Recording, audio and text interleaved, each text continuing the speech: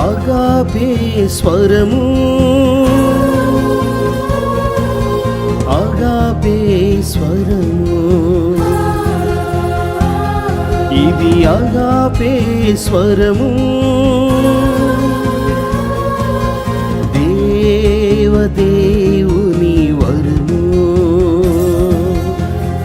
పాపమును క్షమించి రక్షించే స్వరము.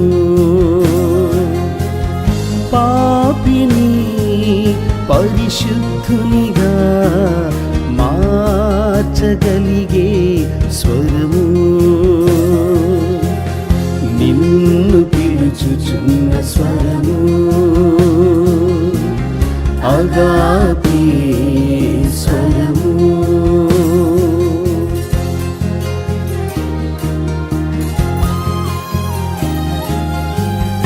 అభాగ్యులను ఆదరించే ఆదరణ కరుణీ స్వరము. మృతులైన వారిని లేపే పునరుత్థానుని స్వరము. అభాగ్యులను ఆదరించే ఆదరణ కరుణీ స్వరము. మృతులైన వారిని లేపే పునరుత్థానుని స్వరము. ఆగాపే ప్రేమ స్వరము, ఇది ఆగాపే ప్రేమ స్వరము. పరిశుద్ధుని స్వరము, పరిపూర్ణుని స్వరము. నిన్ను పిలుచుచున్న స్వరము, ఆగాపే స్వరము.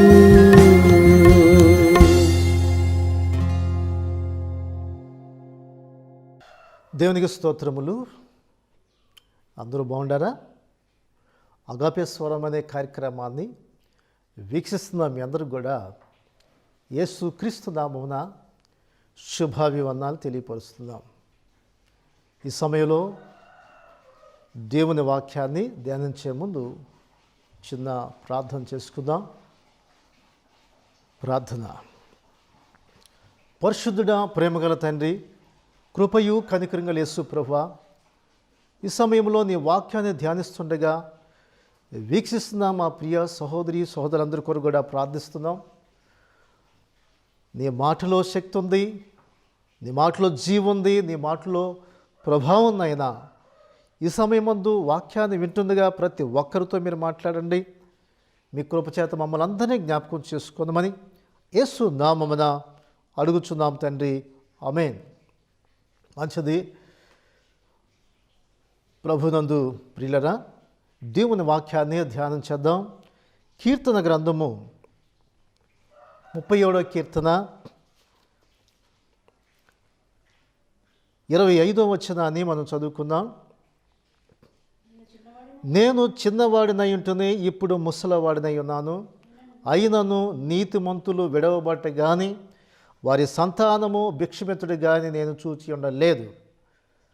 ఇక్కడ దావీదు యొక్క కీర్తన 37వ అధ్యాయంలో 25వ వచనంలో మనం చూస్తే, నేను చిన్నవాడినై ఉంటుంది ఇప్పుడు ముసలివాడినై ఉన్నాను. అంటే చిన్న వయసు నుంచి ఇప్పుడు నాకు ముసలితనం వచ్చింది. ఇప్పుడు వరకు కూడా నేను చూసినది ఏంటంటే, అయినను నీతిమంతులు విడవబట్ట కానీ వారి సంతానము భిక్షమెత్తుడు కానీ నేను చూచి ఉండలేదు. నీతిమంతులు ఎన్నడూ కూడా విడిచిపెట్టబడరు. నీతిమంతులను దేవుడు ఎన్నడూ విడిచిపెట్టలేదు. ఇక్కడ దావీదు సాక్ష్యం ఇస్తున్నాడు. దావీదు యొక్క సాక్ష్యాన్ని మనం విన్నట్లయితే, చిన్నవాడినైంటిని ఇప్పుడు నేను ముసలివాడినై ఉన్నాను, ఆయనను నీతిమంతులు విడవబడలేదు, వారి సంతానము భిక్షమెత్తుడు నేను చూచి ఉండలేదన్నాడు. దేవుని యొక్క బిడ్డల్ని దేవుడు ఎన్నడూ విడిచిపెట్టడాన్ని ఇక్కడ దావీదు తన యొక్క అనుభవం యొక్క సాక్ష్యాన్ని చెబుతున్నాడు. నీతిమంతులంటే ఎవరు అనగా దేవుని యొక్క మార్గములో నడిచేవారు, అనగా రక్షణ పొందినటువంటి వారు. నీతిమంతుడు లేడు, ఒక్కడనూ లేడని రోమాపత్రికలో మనం చూస్తాం. 3వ అధ్యాయం 11వ వచనంలో నీతిమంతుడు లేడు, ఒక్కడు లేదు. అవును ప్రియ సహోదరుడా, అందరూ పాపము చేసి దేవుడు అనుగ్రహించి మహిమను పొందలేకపోతున్నారు. పాపములకు జీతము మరణము. కాబట్టి నీతిమంతులుగా తీర్చేది మన ప్రభువు మాత్రమే. యేసుక్రీస్తు యొక్క రక్తము చేత కడగబడినట్లయితే నీవు నీతిమంతుడిగా తీర్చబడతావు. విశ్వాసము ద్వారా నీతిమంతుడిగా తీర్చబడుతున్నావు. రోమాపత్రిక 5వ అధ్యాయం 1వ వచనం అంటాడు, విశ్వాసమును బట్టి మనం నీతిమంతులుగా తీర్చబడి మన ప్రభు అయిన యేసుక్రీస్తు ద్వారా దేవునితో సమాధానము కలిగి ఉన్నాం. దేవునితో సమాధానం కలిగి ఉన్నాం. యేసుక్రీస్తు ద్వారా మనం రక్షించబడుతున్నాం, నీతిమంతులుగా తీర్చబడుతున్నాం, దేవునితో మనం సమాధానపరచబడుతున్నాం. కాబట్టి నీతిమంతులు విడవబడలేదు. దేవుడు నీతిమంతులు ఎన్నడూ విడిచిపెట్టు. ఆయన అన్నాడు, నీ తల్లి అయినా నీ తండ్రి అయినా విడిచిపెడతారు కానీ మర్చిపోతారేమో కానీ విడవను ఎడబాయనని సెలవిచ్చున్నాడు.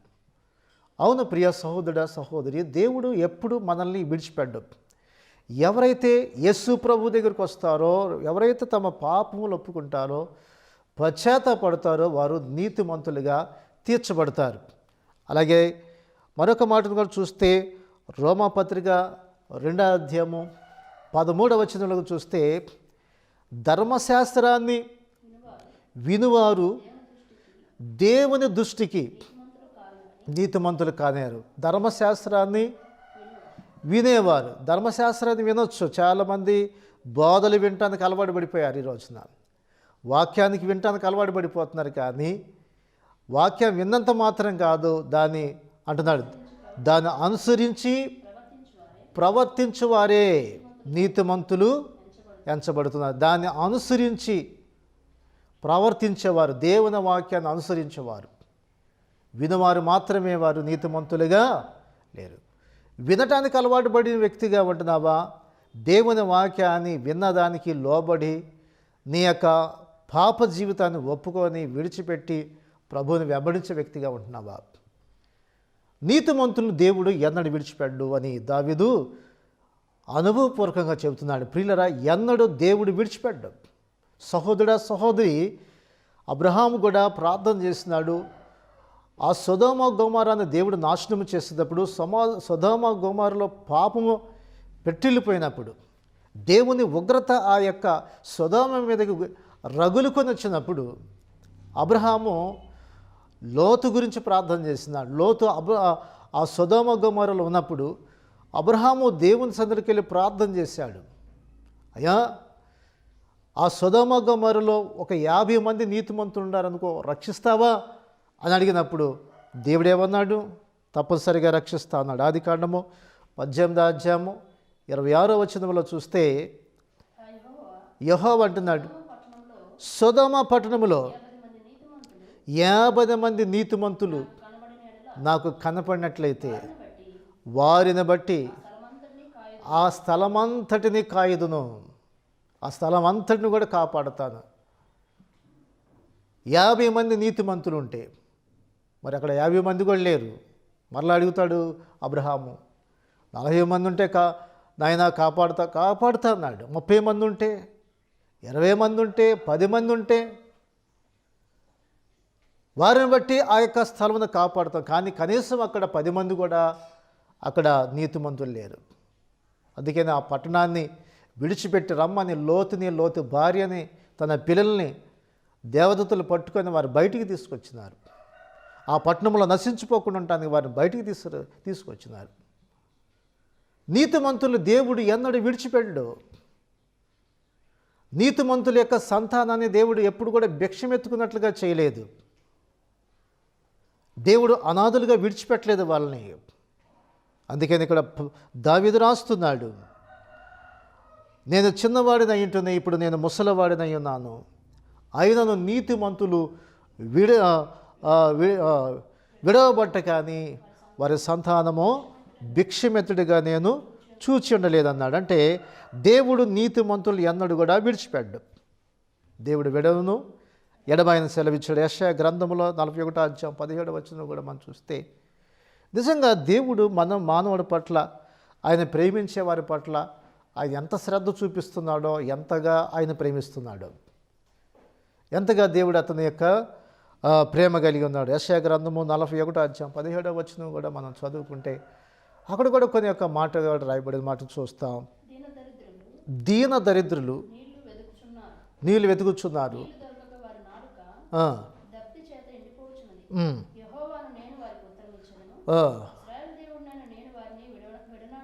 ఇశ్రాయేలు యొక్క దేవుడు నేను వారిని విడనాడును.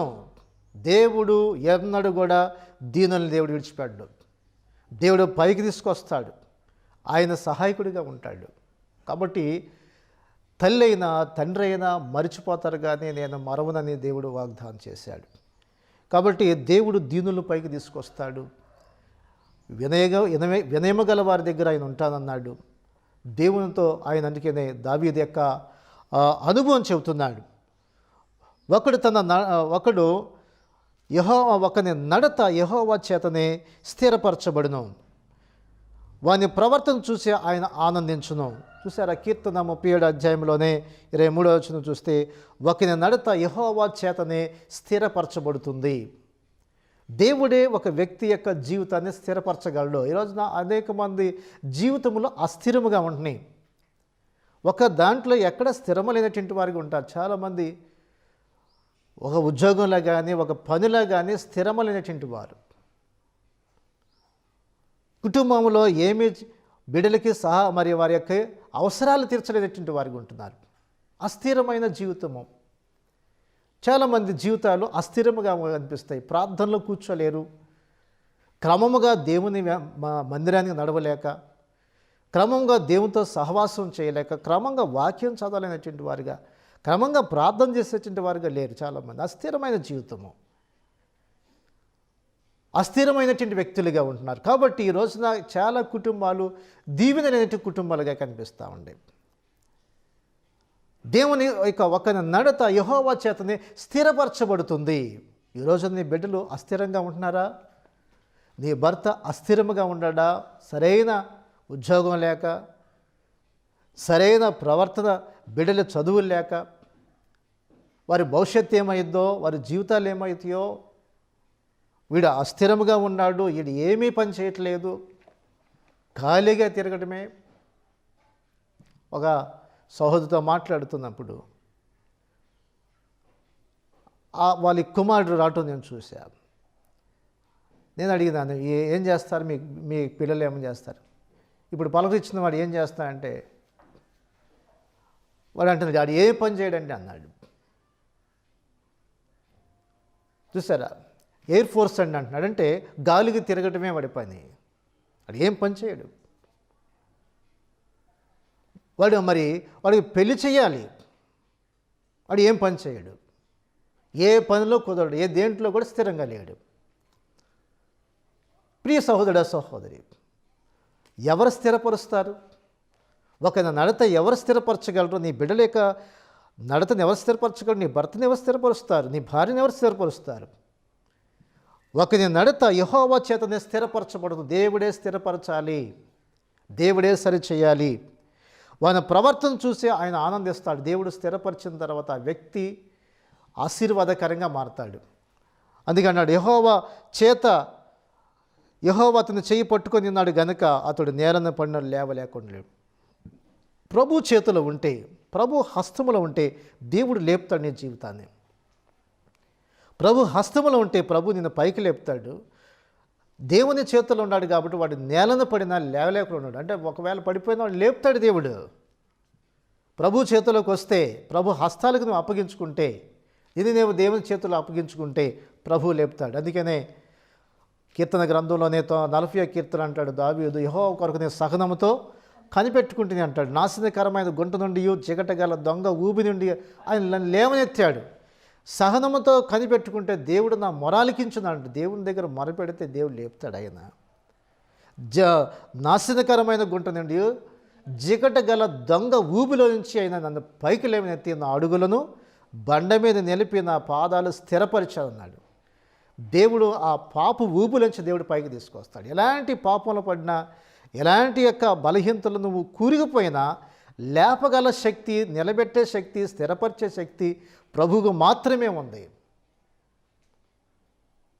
ఆ స్థిరపరచబడిన తర్వాత దేవుడు నిన్ను ఎన్నడూ విడిచిపెట్టాయన. అందుకే అంటాడు, నీతిమంతులు విడవబట్ట నేను చూడలేదు. ఎవరైతే ప్రభు చేత రక్షించబడతారో, మారుమనసు పొందుతారో, పాపక్షమాపణ పొందుతారో, బాప్తిసం పొందుతారో, దేవుడు వారి చేయని విడిచిపెట్టాయన. వారి సంతానాన్ని విడిచిపెట్టు, వారి భిక్షమెత్తుడు నేను చూడలేదన్నాడు. వారు ఏమాత్రము కూడా మరి విడిచిపెట్టినటువంటి వారికి దేవుడు వారిని అందుకే అంటాడు, దయాళులే వారి సంతానము భిక్షమిత్రుడిగా నేను చూచలేదు. దినమేళ వారు దయాళులే, అప్పు ఇచ్చే వారిగా ఉంటారు కానీ అంటున్నాడు. వారు అప్పిచ్చుదురు కానీ వారి సంతానము ఆశీర్వదించబడును. అంటే దినమెల్ల వారు దయాళులై అప్పిచ్చుదురు, వారి సంతానము ఆశీర్వదించబడును. అంటే అప్పిచ్చేవాడిగా ఉంటావు కానీ అప్పు చేసేవాడిగా ఉండవు. ఈ రోజున ఎందుకు అప్పులు పాలైపోతున్నాడు మనుషుడు, ఎందుకు కష్టాలు పాలైపోతున్నాడు? ఎప్పుడు చూసినా అప్పులు అప్పులు అప్పులు. ఎంత విచారకరమైన. దేవుడు తన బిడ్డల్ని విడిచిపెట్టడు, అప్పులు పాలు చేయడైనా. అంటే అప్పిచ్చేవాడిగానే ఉంటావు కానీ నువ్వు పైవాడివే ఉంటావు కానీ కిందవాడిగా ఉండని దేవుడు చెప్పినాడు. నీ యొక్క స్థాయి ఎప్పుడు పైనే ఉండదు కానీ కింద స్థాయి ఉండదు. ఆశించేవాడిగా ఉన్నీయుడు దేవుడు ఎప్పుడు కూడా పై స్థానంలో పెడతాడు దేవుడు. అందుకే అంటున్నాడు, వారు దినమెల్లా దయాళులై అప్పిస్తారంటున్నాడు. దినమెల్లా వాళ్ళు దయాళులై అంటే అప్పిచ్చే స్థాయిలోనే ఉంటారు కానీ అప్పు చేసే స్థాయిలో ఉండరు. ఈ రోజున ఎన్ని అప్పులు, ప్రతిదానికి అప్పులు, దాని వడ్డీలు పెరిగిపోయి అప్పులు తీర్చలేని పరిస్థితుల్లో వీళ్ళు విడిచిపెట్టి వెళ్ళిపోయే వాళ్ళు చాలామంది ఉన్నారు. కుటుంబాన్ని విడిచిపెట్టి వెళ్ళిపోయినటువంటి వారు అప్పులు తీర్చలేక మానసికమైన ఒత్తిడి చేత బీపీలు పెరిగిపోయి, షుగర్లు పెరిగిపోయి అనారోగ్యమైన పరిస్థితులు వచ్చినటువంటి ఎంతమంది. ఒకరోజు నా క్లాస్మేట్ ఒక అతను కలిసినాడు. కనబడినప్పుడు చాలా కాలం తర్వాత నేను చూశాను అతన్ని. ముఖంలో చాలా చూస్తే బ్రైట్నెస్ లేదు, చాలా దిగులుగా ఉన్నాడు.